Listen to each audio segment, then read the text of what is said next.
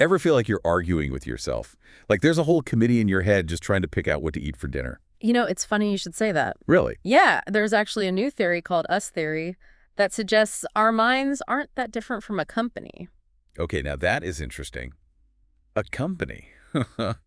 So instead of one single self, it's more like we have all these different departments in our minds. Exactly, you've got it. And each of these departments, they have their own roles and responsibilities, even their own motivations. It's a whole system. I'm already starting to rethink my last staff meeting. Hey.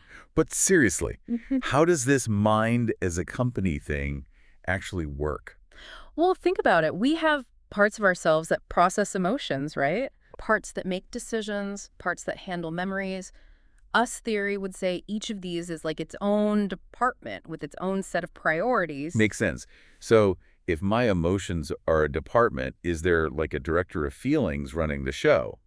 And who's calling the shots for the whole operation? Now you're getting it. Yeah. That's where the speaker comes in. Think of the speaker as that part of you that's experiencing this deep dive right now, the conscious you in this moment. Okay, so like the speaker is the CEO of me. Well, more like a very self-aware manager. Okay, I can see that. They're the one interacting with the world, making decisions, and interestingly, really focused on keeping up a positive self-image. So if I'm trying to decide, I don't know, between ordering takeout or cooking dinner, it's my speaker weighing those options. Exactly, but just like any good manager, they're not making those decisions alone. There's another key player in this whole us theory framework, the self-esteem department, or SED for short. The SED, huh? Okay, now this sounds a little intimidating. Like, is this my inner critic we're talking about? You could think of it that way, but it's more nuanced than just being critical. Think of the SED as the part of you that's always pushing for improvement. Always striving, always going for that next goal. Exactly. You hit a milestone, and instead of celebrating, you're already thinking about the next challenge. That's your SED hard at work. Okay, that does sound familiar. But why? Why would we have this internal taskmaster always pushing us? Well, that's where the company analogy really clicks. Imagine a company that just rests on its laurels, stops trying to grow. What happens? They get left behind, right? Makes sense. Us theory suggests that this drive from the SED, it might be a survival mechanism, a way to make sure we're always adapting and evolving. So the SED is like that coach who pushes you even when you want to give up. Exactly. It's not always fun in the moment, No, not at all. but it can make us stronger in the long run. I get it. But where does ego fit into this whole thing? I thought ego was like one thing, not a whole department. It's a great question, and us theory actually sees ego as more of a spectrum. A spectrum. Like colors. Kind of. On one end, you have this negative ego, and on the other, a positive ego. Okay, hold on. Now you've got me really curious. Yeah. What exactly is a negative ego versus a positive ego? Let's imagine you have to give a big presentation at work.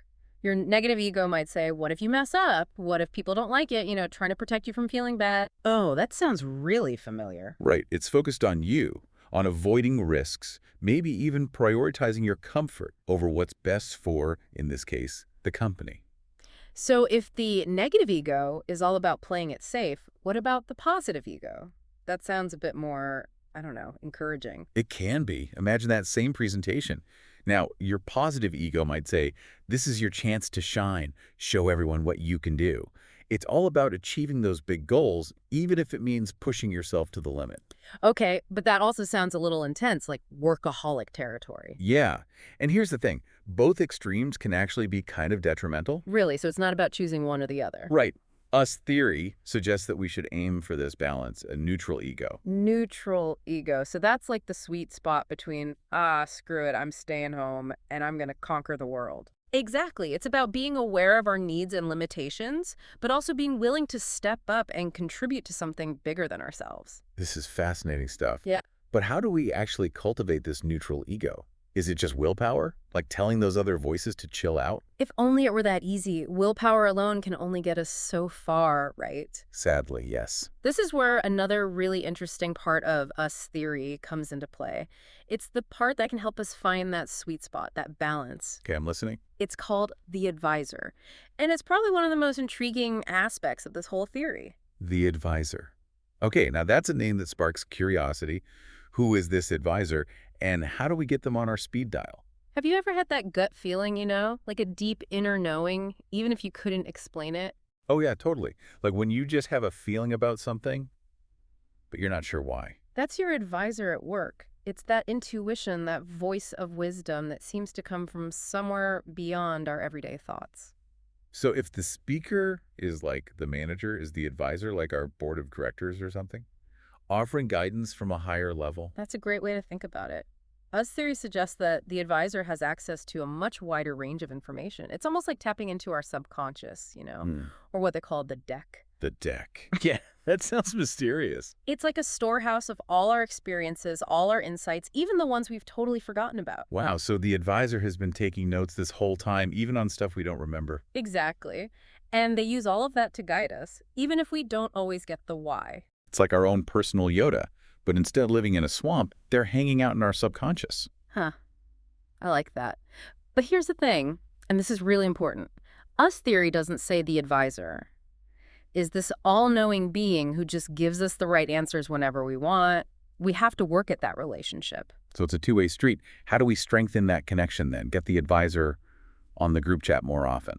It's about creating space.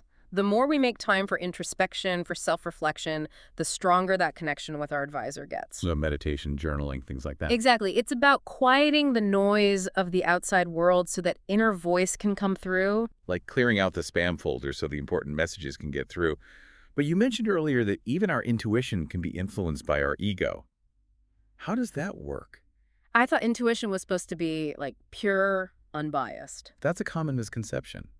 Our Yeah. intuition, our advisor, can definitely be influenced by those ego-driven parts of ourselves. Oh, wow. So even our gut feeling isn't always reliable. Not always. That's why it's so important to be aware of these influences. The negative ego might whisper doubts and anxieties. And the positive ego might push us towards choices that make us feel important, even if they're not really the best ones for us. Exactly. So it's like even our inner compass can get a little off track. Precisely. It's a continuous process. It makes you realize that we are far more complex than we often give ourselves credit for. That's the beauty of it all. Us theory has given me a lot to think about, that's for sure. It's like looking at myself in a whole new way. And that's what exploring new ideas is all about, right? It's about questioning what we think we know and staying open to new possibilities. Exactly. It's not just about finding answers, but about asking better questions. And maybe, just maybe, changing how we see ourselves in the process. Well said. That's it for today's deep dive into us theory. We've journeyed through the different departments of the mind, met the speaker, wrestled with the SED, and even had a brief encounter with the wise yet sometimes elusive advisor. It's a lot to process, but one thing's for sure, it makes you realize that the self is far more intricate and fascinating than we often realize. Until next time, keep exploring those inner workings, and remember, you, all of you, are capable of truly amazing things.